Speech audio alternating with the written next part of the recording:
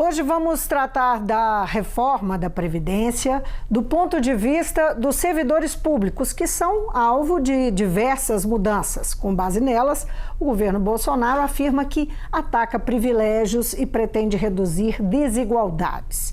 Eu vou conversar com o procurador da República em Minas, Patrick Salgado Martins, que atua como procurador-chefe substituto e integra o Núcleo de Combate à Corrupção. Muito bem-vindo. Obrigado.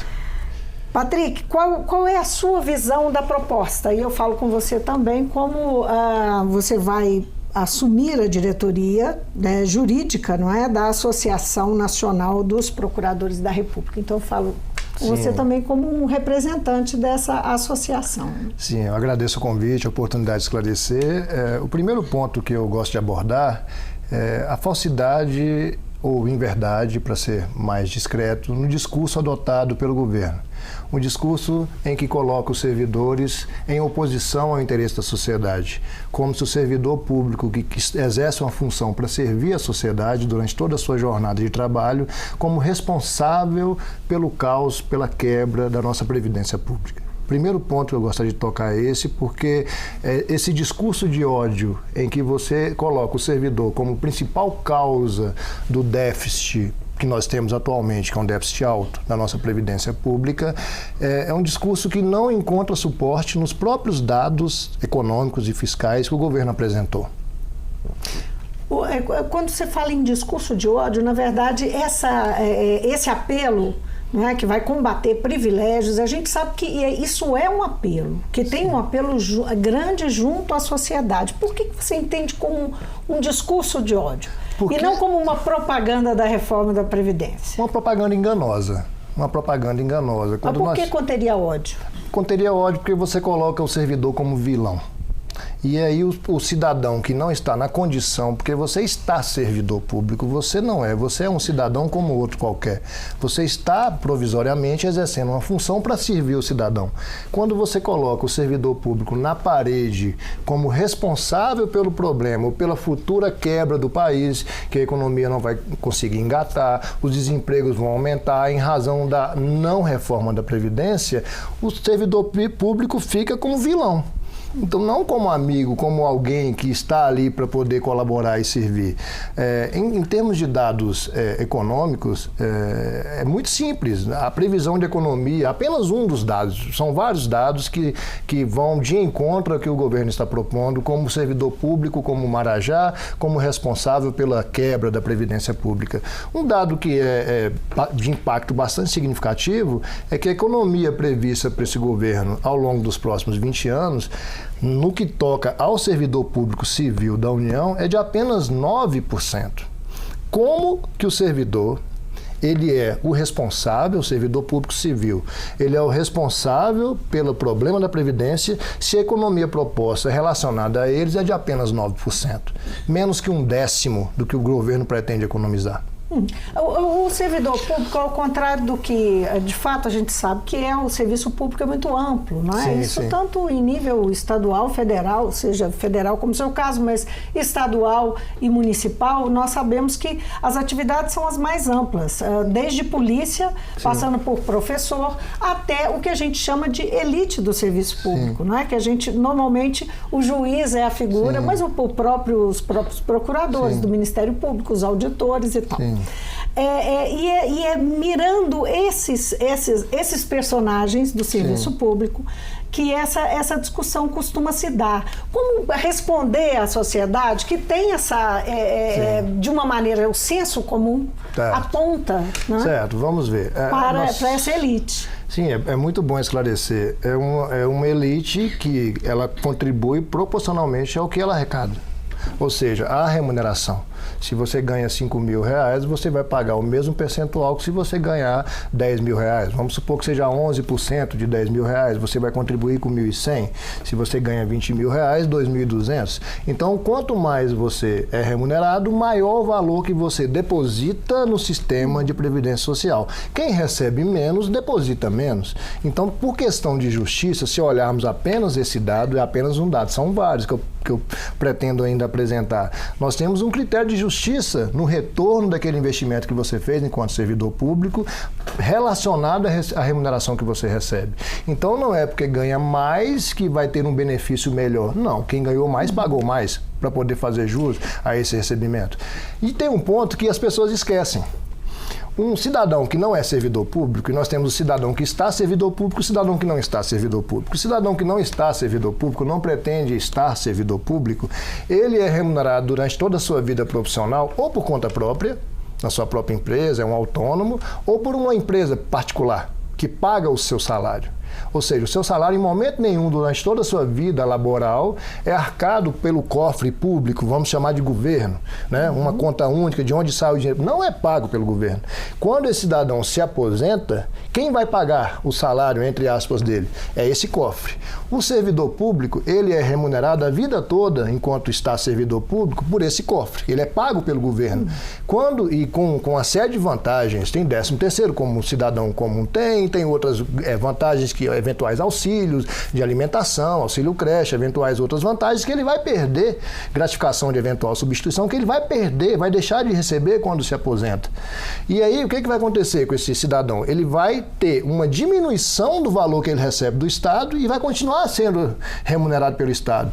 O salário do servidor público não vai ser um acréscimo à Previdência Pública, como é o salário do cidadão comum. O cidadão comum, ele não é pago nunca pelo governo. Ele passa a ser pago pelo governo quando se aposenta. O servidor público, ele é sempre pago pelo governo com alguns acréscimos. Quando ele se aposenta, ele perde. O que você está dizendo é que há um impacto diferente. Totalmente diferente. Por conta disso. Totalmente diferente. De onde sai o dinheiro? Outro ponto é o seguinte, então, eu estou só mostrando que o servidor público não representa a causa do problema da Previdência. Outro ponto que as pessoas se esquecem, que quando o cidadão que não está servidor público se aposenta, ele não paga a contribuição previdenciária. Ele não paga. Ele pagou enquanto ele era funcionário de alguma empresa, a empresa teria que pagar também, né? Porque muitas empresas sonegam essa contribuição e não pagam. Tem um outro ralo do caos da Previdência que vai nessa ausência. É a dívida que as empresas não pagam. Isso não foi discutido na reforma, não está colocado na reforma. Né? Então o servidor público deixa de pagar quando aposenta. O cidadão que não está servidor público. O cidadão que está servidor público, ele continua pagando depois de aposentado. O outro ponto que as pessoas não observam, o servidor público é o único que passou por 3 reformas desde a Constituição de 88. Tudo bem que lá atrás nós tivemos várias falhas, com pessoas se aposentando com pouco tempo de contribuição, pessoas se aposentando de regime seletista para estatutário, numa convenção que foi equivocada no passado. Mas em 98 nós tivemos uma reforma que estabeleceu já a idade mínima para o servidor público de 65 e 50 anos. E depois nós tivemos de 60 anos, perdão. Nós tivemos outra reforma em 2003 que acabou com a integralidade, que é muito questionado hoje em dia. Não se tem mais desde 2003. E em 2013... Quer dizer, só para quem entrou até 2003 que vai ter direito à integralidade. Porque as regras do jogo eram essas. E depois, em 2013, acabou-se impôs-se o servidor público no mesmo teto do cidadão comum. Então, nós tivemos 3 grandes reformas que colocou o servidor público no mesmo status do cidadão comum e ele é apontado como responsável. Só para esclarecer, a legislação mudou quando a gente fala em integralidade, nem todo mundo que está nos escutando sabe do que se trata. Sim. Né? Os servidores que entraram no serviço público, seja que esfera for, até 2003, têm direito a se aposentar com o que ganha quando chegou a hora da aposentadoria. O que ganhava na sua folha de salário, em linhas gerais, é isso. Né? Então nós temos os servidores públicos. Agora, tem um ponto da reforma que trata justamente dessa propõe uma escala, né, com aumentos progressivos da alíquota. Esse é outro ponto que vai até 22% para quem está lá no teto, esse ponto, ou até acima do teto. Ele tem várias premissas equivocadas, vários fundamentos equivocados, e um deles é esse, dar um respaldo ao argumento de ódio de que o servidor público que ganha mais seria Marajá e ele seria o responsável pela quebra da Previdência. Por ele ganhar mais, isso é o discurso falso de ódio que o governo apresenta. Por ele ganhar mais, teria que pagar mais, porque o pobre ganha menos, paga menos. O discurso é esse. Mas esse discurso não encontra fundamento. Por quê? Nos últimos dados que o governo abriu e apresentou na semana passada, que houve um questionamento que ele não queria apresentar os dados, o que se apurou? que esse aumento progressivo da alíquota de 11%, 14%, 16%, 19% até 22% vai trazer um prejuízo estimado pelo governo, que é bom dizer, o governo faz uma estimativa que não diz como, e ele, claro, ele dá um aumento para essa estimativa quando é para ter economia e ele diminui quando é para ter despesa. E esse aumento de alíquota é apontado nos cálculos do próprio governo como um prejuízo de 28,5 bilhões de reais. Ou seja, eles querem propor algo que vai trazer um prejuízo para a sociedade de cerca de 30 bilhões de reais. Pois seria isso teria com que finalidade, então? Para que foi incluído? Volto a dizer, falei há pouco, ele tenta apresentar isso para dar suporte ao discurso falso de que quem ganha mais merece pagar mais, porque seria a causa do problema da Previdência. Tanto é que tem as alíquotas de 7,5%, 8% também. E aí quando você reduz as alíquotas para a grande causa do problema da Previdência, que não é o servidor público, é o regime geral da Previdência Social, essa grande causa que dá o grande ralo da Previdência, além das fraudes, entre outros pontos, você vai ter uma diminuição da arrecadação do maior volume de empregados que são aposentados, e você vai ter um rombo de quase 30 bilhões de reais. Agora, Patrick, a Associação Nacional dos Procuradores da República começa o manifesto que soltou na semana passada dizendo que é a favor da Previdência. Não é? O que há de positivo na Previdência, quer dizer, nós tocamos num dos pontos, né? Num aspecto do todo, né?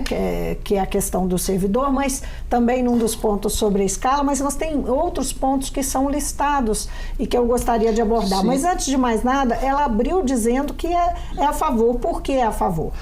Qual Previdência, afinal, que é boa? Sim, não, a reforma do nosso sistema previdenciário, ela é extremamente necessária.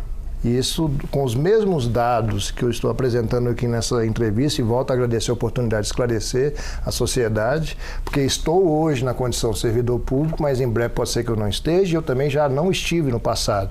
Então eu estou de passagem enquanto servidor, mas sou cidadão como outro cidadão qualquer. Então a visão da associação é uma visão de justiça. Precisa se fazer a reforma por três informações básicas. A pirâmide etária da população inverteu. Nós tínhamos mais jovens na base e menos idosos no cume da pirâmide, ela fez isso. Hoje nós temos menos jovens na base, na força de trabalho, contribuindo para o sistema previdenciário, e mais pessoas na base que virou um cume e no cume que virou uma base. Então houve uma inversão da pirâmide etária. Você, de fato, vai ter que mudar o método de contribuição para que mais pessoas possam se aposentar e a aposentadoria não quebre, a pessoa não fique sem aposentadoria. Você ficou idoso, você tem como receber o retorno que você contribuiu. É uma questão de justiça. Um outro ponto é que as pessoas relacionadas a esse, cada vez mais têm uma longevidade. As pessoas estão cada vez com mais saúde, mais condições de trabalhar e contribuir com o sistema previdenciário e se aposentar concomitantemente mais tarde do que se aposenta hoje em dia. Há um questionamento muito grande sobre a falta de idade mínima nos outros regimes que não o regime civil, que já tem uma idade mínima desde 1998. Ou seja, há 20 anos. Nós já temos uma idade mínima para o servidor público. E um outro ponto é que as pessoas cada vez têm menos filhos. E essa diminuição de filhos faz com que essa base da pirâmide que ela larga e hoje virou um cume, ela cada vez diminua mais. Todo esse raciocínio está sendo feito em cima dessa previdência solidária que nós temos hoje, não é? São as novas gerações bancando as velhas gerações e quem está na ativa bancando os que virão, não é? Sim, tem. Bom, dentro desse princípio nós temos aí uma crítica a esse regime de capitalização que está sendo proposto. Sim, sim. O que vocês acham, né, vocês procuradores, acham desse regime, enfim, dessa proposta que rivalizaria, né, com o de solidário? Né? Sim, o regime de capitalização, o exemplo que nós temos mais próximo é o exemplo do Chile, que é o nosso país vizinho que adotou esse regime de capitalização. E esse regime não deu certo. Não deu certo por vários fatores, questões econômicas, porque não é apenas você fazer uma previdência privada com aspecto de previdência pública. Eu pago previdência privada já há alguns anos, mesmo que eu tenha essa aposentadoria por ter chegado ao serviço público antes de 2003, com integralidade, paridade, etc. Eu faço a minha contribuição à previdência privada e você tem uma série de taxas que interferem no rendimento desse capital que você investe, que não depende exclusivamente de você. Não é igual você pegar um dinheiro e colocar dentro de um colchão. Depende de fatores de mercado. Depende de taxas de administração, depende de evolução da economia. Então, aquele investimento que você fez ao longo da sua vida pode, muitas vezes, não te trazer um mínimo de sobrevivência enquanto você aposenta. Então, o regime de capitalização ele pode ser interessante se nós tivermos regras que deem ao servidor uma segurança de que aquele valor correspondente ao que ele contribui, ele poderá receber no futuro com a contrapartida do governo, uma contrapartida justa, e não que apenas entregue nas mãos do servidor, a partir de agora você que se vire, procure uma empresa de previdência privada e seja o que Deus quiser no futuro. Nós, enquanto governo, não temos nada com isso. Nem o governo, nem o patrão, que é essa que é a proposta que está colocada, né, no Congresso. Sim, nós temos aí exemplos críticos recentes de previdências privadas quebradas por corrupção. Né? Nós temos exemplos graves de contas de previdência privada quebrada. Hoje nós temos uma insegurança muito grande. Eu estava lendo um estudo outro dia que de todas as previdências privadas disponíveis hoje no mercado brasileiro para você poder aderir, apenas 7 delas são confiáveis. Não vou dizer quais nem quantas, mas eu li esse programa, porque existe uma insegurança muito grande de você contribuir sem você saber que essa contribuição vai ter o retorno suficiente do seu investimento ao longo de 20, 30 anos. Vai acontecer igual aconteceu no Chile. São negócios, né? Que visam lucros. Patrick, agora, só para a gente fechar esse assunto, porque eu tenho outro para tratar com você, que é o projeto anticrime, mas rapidamente para a gente finalizar, que eu não queria deixar eu não queria pular, que é a previsão de desconstitucionalização das regras previdenciárias, que eu sei que também preocupa a associação. Sim, veja bem, o que nós temos hoje de mais seguro enquanto cidadãos é a nossa Constituição da República, apesar das várias emendas que ela já sofreu, porque o quórum para se debater e reformar a Constituição é um quórum qualificado. Não é apenas uma votação de maioria simples, né? Tem mais de um turno em cada casa legislativa. Isso leva a um maior debate. Levando a um maior debate, exigindo uma maioria para se reformar, você transforma as normas constitucionais em normas mais seguras que as normas infraconstitucionais.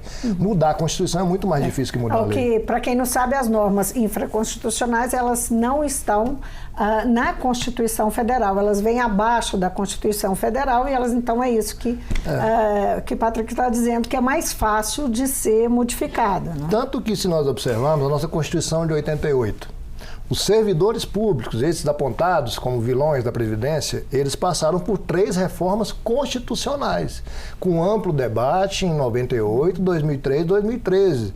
Por que agora, então, seria necessário eu retirar da Constituição a estrutura mínima de segurança para o cidadão, sendo servidor ou não, e colocando isso na discussão infraconstitucional, abaixo da Constituição?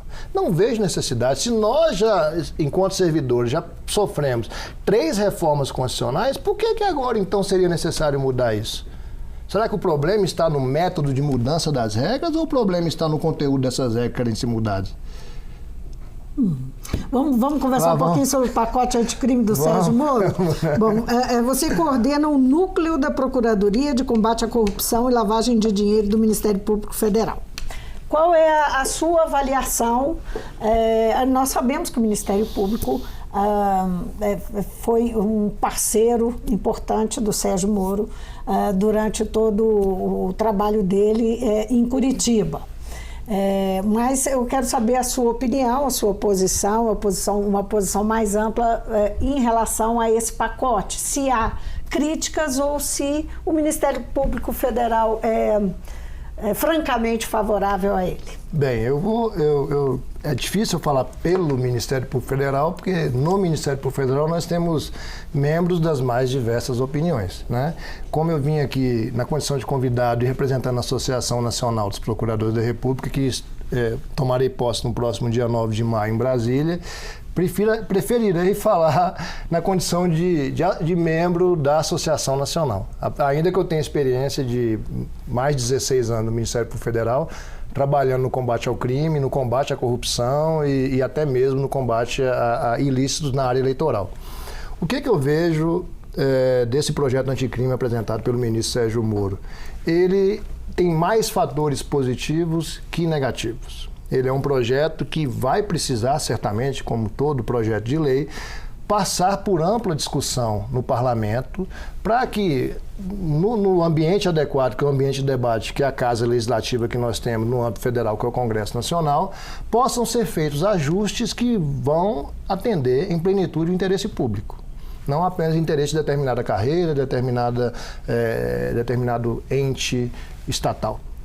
Tem vários pontos positivos, vários inúmeros. Por exemplo, o projeto anticrime, ele busca dar o maior rigor da lei penal para diminuir essa sensação de impunidade que é genérica na sociedade. Se você observar qualquer cidadão hoje que procure viver em sociedade, ele vive tomado por um receio permanente de sofrer uma violência, uma agressão, ou de ser vítima de um ato grave como a corrupção.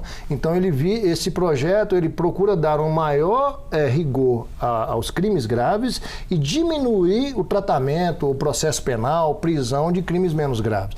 Eu vou colocar esses dois pontos como pontos interessantes, que as pessoas somente observam o projeto anticrime do Moro como se fosse um projeto que aumentasse a punição, aumentasse o encarceramento. Não é verdade. Não é verdade. Se você observar, ele está estimulando acordos penais. Nós temos hoje vários métodos de se fazer acordo para se evitar um processo. Tem a transação penal, tem a colaboração premiada, tem um acordo de não persecução penal. Nós temos vários acordos que evitam um processo, evitam uma prisão, evitam uma superlotação, que é a nossa realidade, principalmente em Minas. Nós temos 87% de superlotação carcerária em Minas Gerais. Ou seja, temos preso demais para cadeia de menos. Só uma questão que se coloca sobre isso é que, no afã de punir crimes mais graves, não há o risco aí, não está se correndo o risco de atropelar garantias que as pessoas,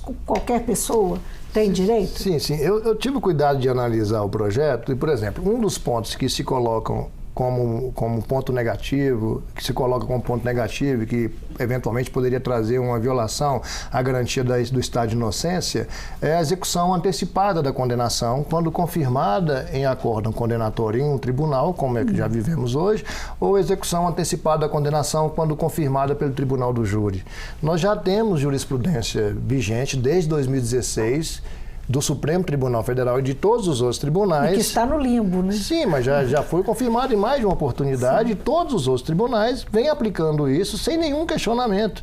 Por parte de colocar, então, claro, com questionamento por parte dos advogados que entendem que há violação a garantias fundamentais. Mas já é uma realidade há 3 anos. Eu digo que está no limbo porque o próprio Supremo tem dificuldade de tira da pauta e tal, porque essa é uma questão que está em discussão. Sim, porque aqueles que são vencidos nunca aceitam a derrota. Quando você convive em um órgão colegiado, eu tive a satisfação de trabalhar em um órgão colegiado, que é o Tribunal Regional Eleitoral, você tem a vontade da maioria. E você tem que aprender a respeitar. A sua vontade não pode se impor. O problema do Supremo Tribunal Federal hoje é que nós temos várias ilhas, juízes isolados, querendo impor a sua forma de ver o mundo e ver a vida como se fosse a verdade. E se eles convivem no órgão colegiado, esse órgão colegiado já deliberou colegiadamente mais de uma vez dizendo que é válida, é constitucional essa execução, por que então estaria uma coisa indefinida? Está indefinido para quem foi derrotado. Entendeu? Para a opinião da minoria. Temos que aprender a conviver em órgãos colegiados. E as pessoas não sabem conviver em órgão colegiado. Eu trabalhei no TRE por 2 eleições e várias vezes minhas opiniões eram derrotadas. E nem por isso eu fazia birra e dizia que a minha opinião que era legítima, válida, regular, mas é perfeita. Não é assim que as coisas funcionam. Patrick, foi um prazer tê-lo aqui no Mundo Político. Obrigado. Queria ter mais tempo para a gente conversar, mas infelizmente ele acabou. Obrigado por ter vindo. Eu que agradeço a oportunidade, estou à disposição. Eu conversei com o procurador da República em Minas Gerais, Patrick Salgado Martins. Ele é procurador-chefe substituto, integra o núcleo, coordena o núcleo de combate à corrupção e, a partir do dia 9, ele assume a diretoria jurídica da Associação Nacional dos Procuradores da República. Nós conversamos sobre dois assuntos importantes que estão em discussão no Congresso Nacional: a reforma da Previdência. Ele fala da perspectiva de uma associação que representa os servidores públicos federais e também do pacote anticrime que o ministro da Justiça, Sérgio Moro, enviou ao Congresso nesse início de ano. O Mundo Político fica por aqui. Se você quiser rever a entrevista, é só acessar o YouTube ou o nosso site. Para falar conosco, e-mail ou o Twitter. Então, obrigada pela companhia e até a próxima.